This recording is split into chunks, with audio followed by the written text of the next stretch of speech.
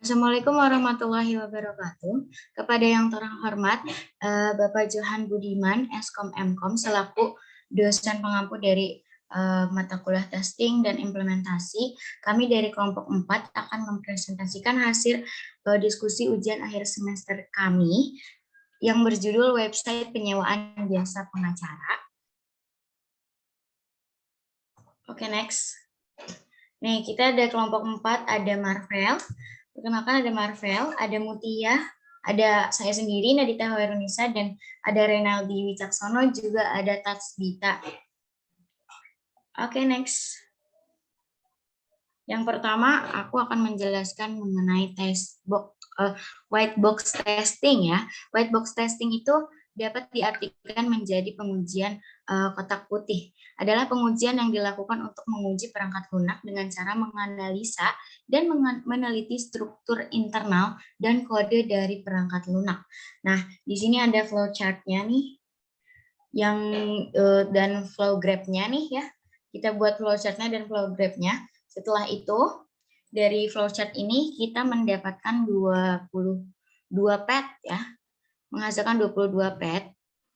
Untuk cyclomatic complexity-nya itu ada dengan rumus CC, ya, di mana E itu adalah edge, N itu adalah node, dan P itu adalah predikat node.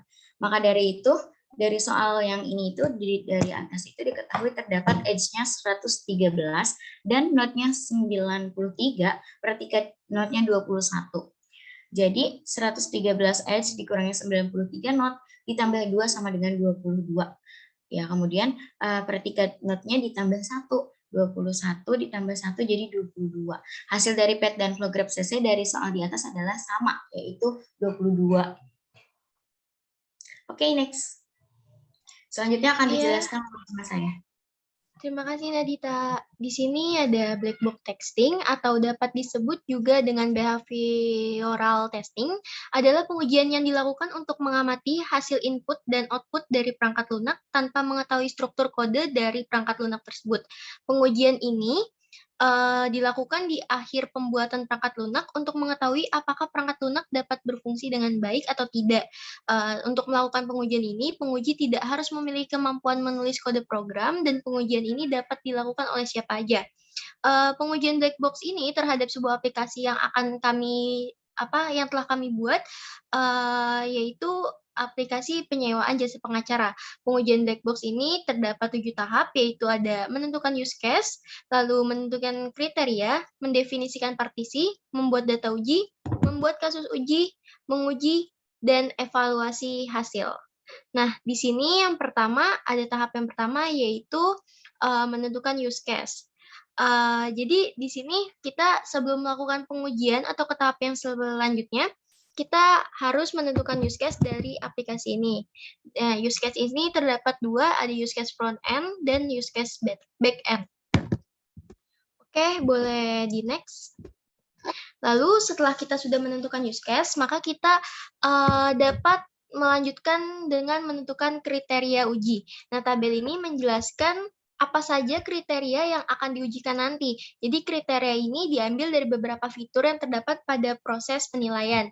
Nah, di sini kita mendapatkan ada 12 kriteria uji. Jadi berdasarkan tabel ini, 12 kriteria uji itu dijadikan dasar pengujian, yaitu ada melakukan pendaftaran, lalu login, konsultasi melalui fitur chat, menerima konsultasi dari fitur chat, input data layanan hukum, update data layanan hukum, hapus data layanan hukum, lalu ada input data galeri, lalu update data galeri, hapus data galeri, update data klien, dan hapus data klien. Oke, boleh next. Nah, selanjutnya setelah kita mendapatkan kriteria uji, kita bisa langsung masuk ke tahap mencari partisi uji, yaitu di mana partisi uji ini kita mendapatkan dari kriteria pertama yaitu memiliki partisi data daftar yang terdapat pada database dan memiliki 10 partisi yaitu T00, T011, T012, T013, T014, T015, T016, T017, dan sampai T020. Jika data yang diisi pada form pendaftaran yaitu nomor telepon, email, dan username tersebut terdaftar, maka belum terdaftar maka dikatakan valid, dan jika sudah terdaftar maka invalid. Selain itu juga terdapat logout yang valid. Setelah itu di sini ada kriteria kedua, yaitu memiliki partisi data login yang memiliki 5 partisi, yaitu T021 sampai T025. Jadi jika username dan password tersebut sesuai maka dapat dikatakan valid, dan jika username dan password tersebut tidak sesuai maka dikatakan invalid. Setelah itu juga ada logout yang valid. Kriteria ketiga dan keempat yaitu memiliki partisi data konsultasi dan memiliki 4 partisi, yaitu T031 sampai T034, dan jika klien sudah melakukan pendaftaran dan login maka ia bisa dikatakan valid untuk melakukan konsultasi. Jika ia belum melakukan pendaftaran atau login maka invalid. Begitupun dengan pengacara, jika ia sudah login maka valid, jika dia belum login maka tidak valid. Lalu ada kriteria kelima dan keenam, yaitu memiliki data layanan hukum pada database dan memiliki 4 partisi pada input data, yaitu T041 sampai T044, dan 4 partisi pada update data, yaitu T051 dan T054, dengan jenis layanan hukum dan deskripsi yang akan selalu valid. Nah, namun untuk gambar harus sesuai dengan yang tersimpan pada file aplikasi yang sudah dibuat. Jika tidak sesuai, maka tidak akan valid. Lalu kriteria ketujuh, memiliki partisi data layanan hukum, yaitu memiliki 2 partisi, T06 dan T062, yaitu valid untuk menghapus data dan tidak valid jika tidak menghapus data. Dan yang kriteria ke-8 dan ke-9 yaitu memiliki partisi data galeri, memiliki 2 partisi pada input data, yaitu T071 dan T072, 2 partisi pada update data T081 dan T082, dengan gambar harus sesuai dengan yang tersimpan pada file aplikasi, yaitu maka data akan valid, dan jika tidak sesuai maka data akan invalid. Kriteria ke-10, memiliki partisi data pada galeri, yaitu memiliki 2 partisi, yaitu T091 dan T092. Jika sudah yakin menghapus data maka valid, dan jika tidak menghapus maka invalid. Kriteria ke-11, memiliki partisi data klien, yaitu memiliki 7 partisi pada update data klien dari T111 sampai T117. Dan jika ingin mengubah nama lengkap, nomor telepon, email, dan username, data tersebut harus belum terdaftar, maka akan dikatakan valid. Jika sudah terdaftar, maka akan invalid. Yang terakhir ada kriteria ke-12, yaitu memiliki partisi data klien dari T121 sampai T122. Jika sudah yakin untuk menghapus, maka data akan valid. Jika tidak yakin untuk menghapus, maka akan invalid.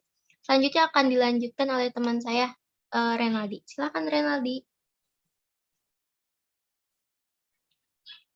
Oke, baik Mutia. Selanjutnya kita masuk ke data uji. Ya, bisa dilihat di sini ada kolom table yang berisi nomor data uji yang diambil dari yang tadi Mutia jelaskan. Di sini ada fieldnya, ada daftar, login, konsultasi, input data layanan hukum, update data layanan hukum, hapus data layanan hukum. Selanjutnya kita menentukan data uji yang akan diuji. Yang pertama, yang dari daftar pertama sampai ke 15 itu nama lengkap, nomor telepon belum terdaftar, nomor telepon sudah terdaftar, email belum terdaftar, email sudah terdaftar, username belum terdaftar, username sudah terdaftar, password sesuai, password tidak sesuai, logout, username sesuai, username tidak sesuai, password tidak sesuai, dan logout. Selanjutnya konsultasi, ada logout, sudah daftar, belum daftar, sudah login dan belum login. Lalu di input data layanan hukum ada nama gambar sesuai dengan yang terdapat pada file, nama gambar tidak sesuai dengan yang terdapat pada file, jenis layanan hukum, dan deskripsi.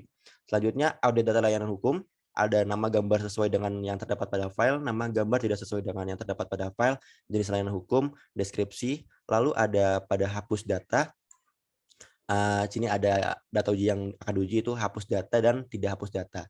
Berikut juga ada kode partisinya, itu T011 sampai dengan T062. Dan tipe datanya uji dan tipe data ujinya ada V, yaitu benar atau valid, dan IV itu invalid.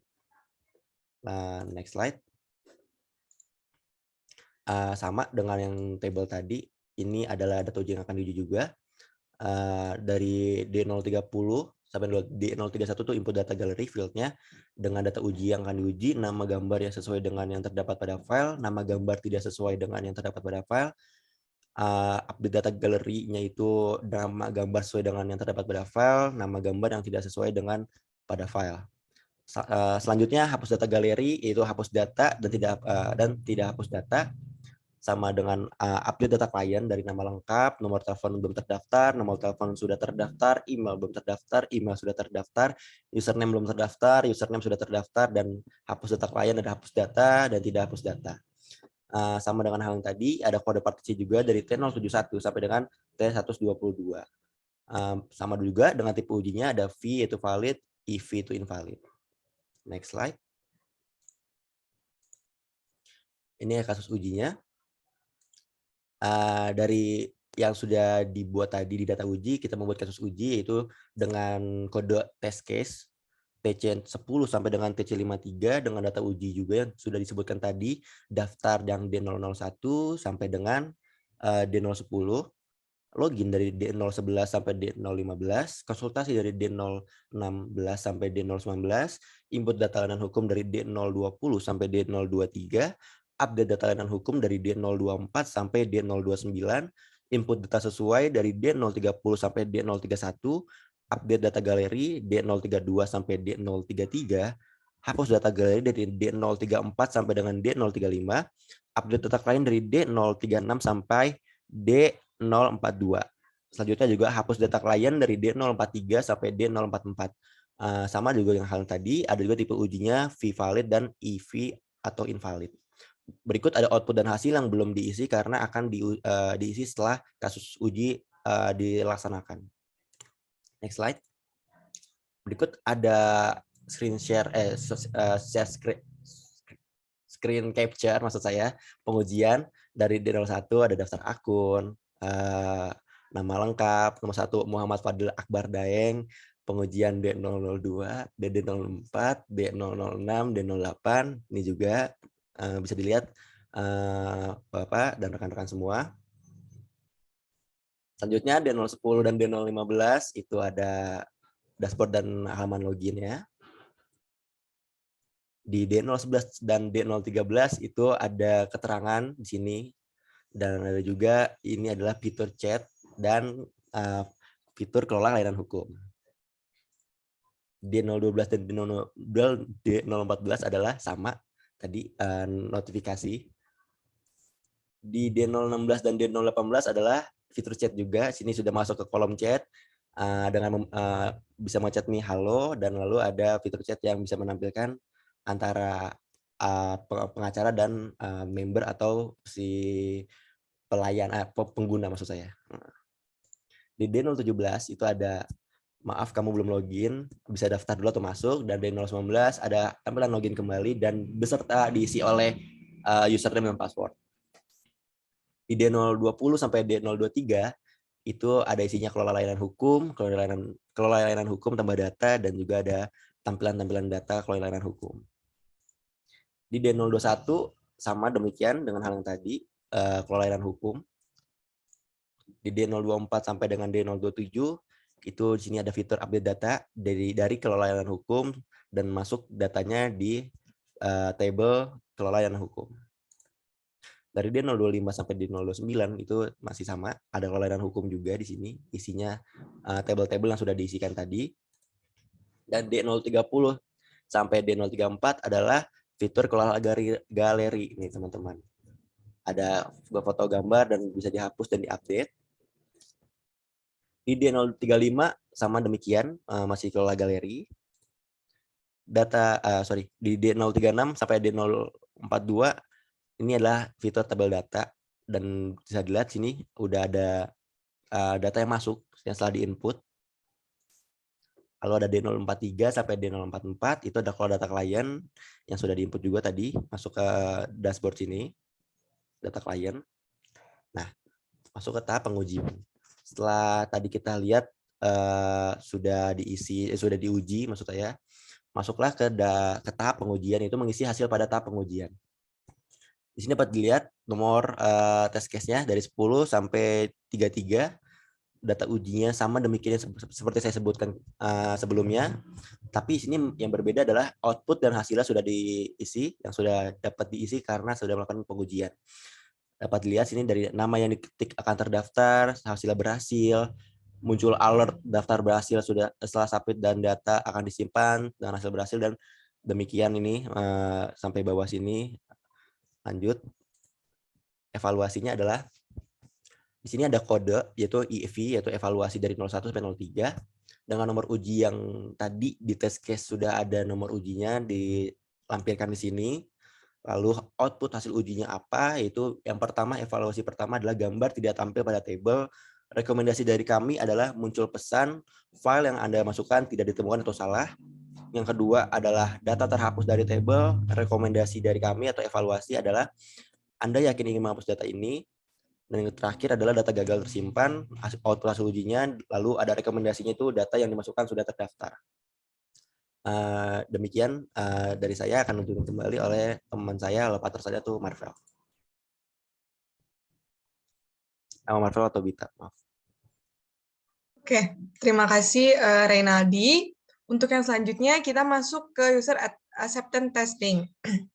Nah, UAT ini merupakan tahap yang tidak boleh dilewati dalam proses pendesainan produk.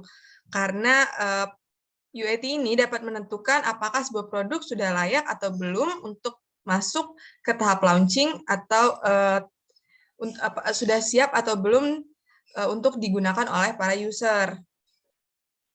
Nah, UAT sendiri merupakan proses pemeriksaan apakah solusi tersebut sudah selesai atau sudah sesuai dengan kebutuhan user atau belum. Oke, selanjutnya untuk melakukan UAT kita telah membuat tabel pilihan jawaban untuk para responden menjawab beberapa pertanyaan dari kita nanti seputar website kami. Di sini bisa dilihat jika user merasa website kami ini kurang baik, maka user bisa memilih jawaban yang satu. Lalu jika user menganggap bahwa website kami cukup, maka bisa memilih jawaban 2. Jika user menganggap website kami ini mudah untuk dimengerti atau mudah dari beberapa pertanyaan, maka bisa menjawab 3. Jika memilih sangat mudah, bisa memilih nomor 4 gitu. Nah, ini juga merupakan tabel pengamatan menurut Dillon and McLean. Oke, selanjutnya. Nah, dari tabel tersebut dapat disimpulkan bahwa responden memberikan rincian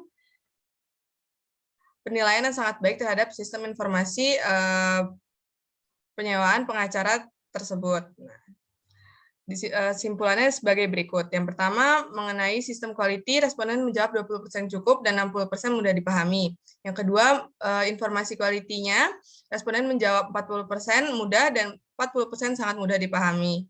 Untuk service quality-nya, responden menjawab 20% cukup, 20% mudah dipahami, dan 40% sangat mudah dipahami. Yang keempat, sistem use, responden menjawab cukup 20%, 40% mudah dipahami, dan 20% sangat mudah dipahami. Yang kelima, seputar user stratification, responden menjawab 60% mudah dipahami, dan 20% mudah dipahami.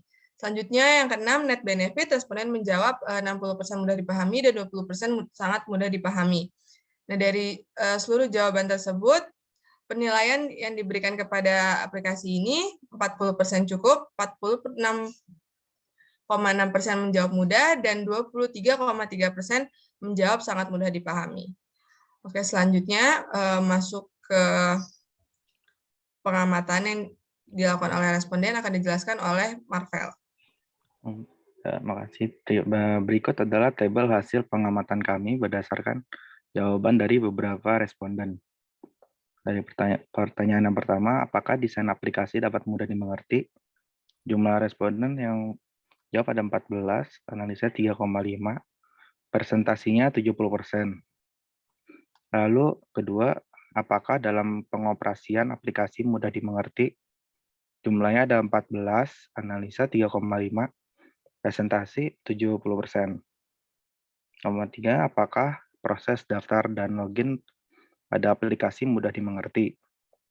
Jumlahnya ada 13, analisa 3,25, presentasinya 65%. 4, apakah pada aplikasi ini memberikan informasi yang sesuai? Jumlahnya ada 12, analisa 3, presentasi 60%. Yang kelima, apakah desain UI sudah sesuai dengan kebutuhan pengguna. Jumlahnya ada 13, analisa 3,25, presentasi 65%. Lalu keenam, apakah dalam pengoperasian membutuhkan waktu lama untuk memahaminya? Jumlahnya ada 11, analisanya 2,75, presentasi 55%. Lalu yang ketujuh, apakah dalam pengoperasiannya semua pengguna mengatakan aplikasi ini user-friendly? Jumlahnya ada 13, analisa 3,25, presentasinya 65%. Lalu yang terakhir, apakah prototipe pada aplikasi ini sudah tepat? Jumlah responden 12, analisa 3, presentasi 60%. Lalu totalnya jumlah responden 102, analisa 25,5, presentasi 63,8%. Berdasarkan hasil penilaian UAT, maka dapat disimpulkan bahwa hasil analisa aplikasi sistem informasi penyewaan jasa pengacara ini secara fungsional diterima oleh pengguna dengan bobot 63,8%. Cukup sekian, terima kasih. Ya, sekian dari kelompok kami. Mohon maaf apabila ada kesalahan dan kekurangan. Billahi taufiq wal hidayah. Wassalamualaikum warahmatullahi wabarakatuh.